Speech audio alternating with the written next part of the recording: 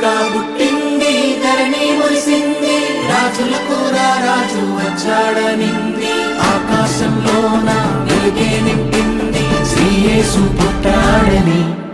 ఈ బాలుడే తండ్రి పరిశుద్ధాత్మలతో కలిసిన త్రియేక దేవుడని ఈ బాలుడే మన పితరులకు వాగ్దానం చేయబడిన మెస్సయ్యా ఇతడేనని ఈ బాలుడే తన నోటి మాటతో జగమును సృష్టించిన ఎలోహిం దేవుడని ఈ బాలుడే నిన్న నేడు నిరంతరము ఉండువాడని శకమే ముగిసే నవశకమే మొదలే నింగి నేల